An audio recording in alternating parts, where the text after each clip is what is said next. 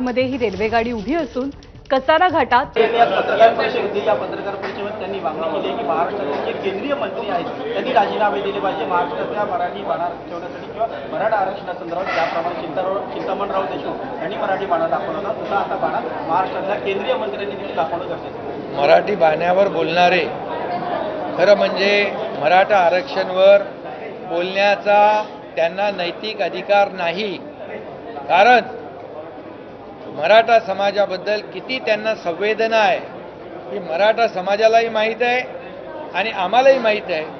ज्या काळामध्ये देवेंद्रजी मुख्यमंत्री होते त्या काळात मराठा समाजाला आरक्षण दिलं, हायकोर्टामध्ये ते चॅलेंज झालं, पण ते टिकवण्याचं काम त्या काळामध्ये देवेंद्रजी आणि आम्ही केलं आणि सुप्रीम कोर्टामध्ये ते प्रकरण गेल्यानंतर त्यावेळेस मुख्यमंत्री कोण होतं, उपसमितीचे अध्यक्ष कोण होते, यांनी हे आरक्षण टिकवलं नाही। खरं म्हणजे मराठा समाजाच्या आरक्षणाचे मारेकरी खऱ्या अर्थाने तुम्ही आहात आणि म्हणून तुम्हाला मराठा समाजाच्या आरक्षणावर बोलण्याचा नैतिक अधिकार नाही। तुम्ही मराठा समाजाच्या महिलांच्या मूक मोर्चाला मुका मोर्चा म्हणून हिणवणारे, महिलांचा माता भगिनींचा अपमान करणारे कोण होते हे देखील सकल मराठा समाजाला माहीत आहे आणि म्हणून जे मराठा समाजाचं आरक्षण घालवायला जबाबदार तुम्ही आहात आणि ते आम्ही आता मिळवण्याचा प्रयत्न करतोय। आम्ही त्यासाठी क्युरेटिव्ह पिटिशन दाखल केलेली आहे आणि त्यासाठी जस्टिस भोसले, गायकवाड, शिंदे कमिटी गठीत केली आहे। आयोगाला एम्पिरिकल डेटा गोळा करण्याचं काम युद्ध पातळीवर करण्याच्या सूचना दिलेल्या आहेत।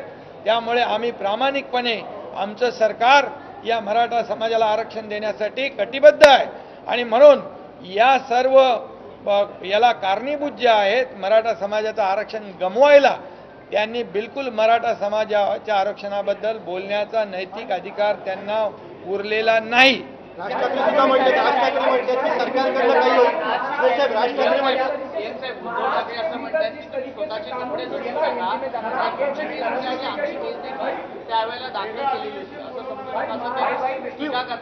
अरे म्हणून तर मी सांगितलं, तुम्ही तर त्याचे मारेकरी आहात मराठा समाजाच्या आरक्षणाचे। जेव्हा आरक्षण हायकोर्टमध्ये टिकलं तुम्ही त्याच्यावर किती लक्ष दिलं, किती तुम्ही त्यांना पुरावे दिले। मराठा समाज हा फॉरवर्ड आहे, मागास नाही हे जेव्हा न्यायालयाने म्हटलं त्यावेळेस मराठा समाज मागास कसा आहे याचे सर्व पुरावे तुम्ही द्यायला पाहिजे होते। तिथे तुम्ही कमी पडलात, अपयशी झालात, मुद्दाम केलं तुम्ही। या सगळ्या गोष्टी मराठा समाजाला माहिती आहेत आणि म्हणून आज जे काही मराठा समाजाला भडकवण्याचं काम बिलकुल त्यांनी करू नये। मराठा समाज शिस्तप्रिय आहे, मराठा समाज शांततेने आंदोलन करणार आहे आणि हे सरकार मराठा समाजाला टिकणारं, कायद्याच्या चौकटीत बसणारं आरक्षण देण्याची जबाबदारी आमची आहे। आम्ही कटिबद्ध आहोत इतर कुठल्याही समाजाला त्याच्यावर अन्याय न करता, म्हणून आमचं काम युद्ध पातळीवर सुरू आहे।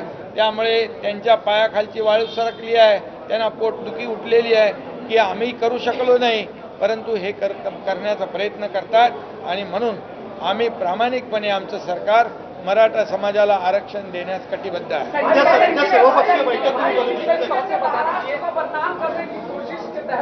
तमाम सारी जगहों पर आगजनी की गई और अब आपके ऊपर भी राजनीतिक आरोप लगाए जा रहे हैं, कैसे देखते हैं? जिन्होंने मराठा समाज का आरक्षण गवाया है सुप्रीम कोर्ट में, जब कौन मुख्यमंत्री थे, कौन उपसमिति में थे, ये सब सकल मराठा समाज जानता है। अभी हमारी सरकार ये राज्य में कानून व्यवस्था बनाए रखने की पूरी कोशिश कर रही है और मनोज जरंगे पाटिल इन्होंने भी आह्वान लोगों को किया है कि मराठा समाज ये बहुत ही शांति प्रिय और शिस्त प्रिय तरीके से आंदोलन उनके होते हैं। इस आंदोलन में कौन भड़काने का काम करता है, कौन ये आगजनी कर रहा है, कौन कानून व्यवस्था यहाँ पर बिगाड़ने की कोशिश कर रहा है, इसके ऊपर पूरी तरह सरकार का ध्यान है और निश्चित रूप से मराठा समाज को पूरी तरह फुल प्रूफ जो टिकाऊ होगा कानून के दायरे में जो बिठाने के बाद ये मराठा आरक्षण देने का सरकार की जिम्मेदारी है और अन्य समाज को किसी को भी बाधा नहीं पहुंचाते हुए ये मराठा समाज को आरक्षण देने का काम सरकार करेगा।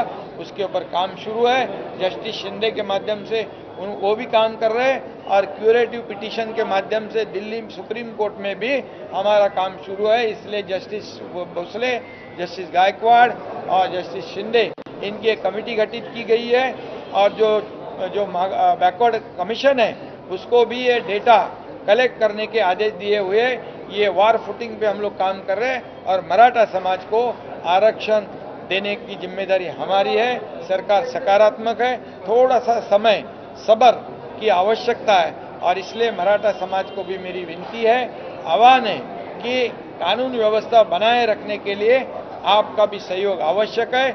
इसमें जो कानून व्यवस्था बिगाड़ने के लिए जो कुछ लोग आ रहे उनके ऊपर भी ध्यान रखने का काम ये सकल मराठा समाज के कार्यकर्ताओं ने करना चाहिए।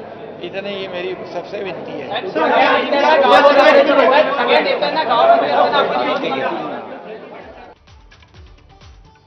तेव्हा कॅबिनेटच्या बैठकीत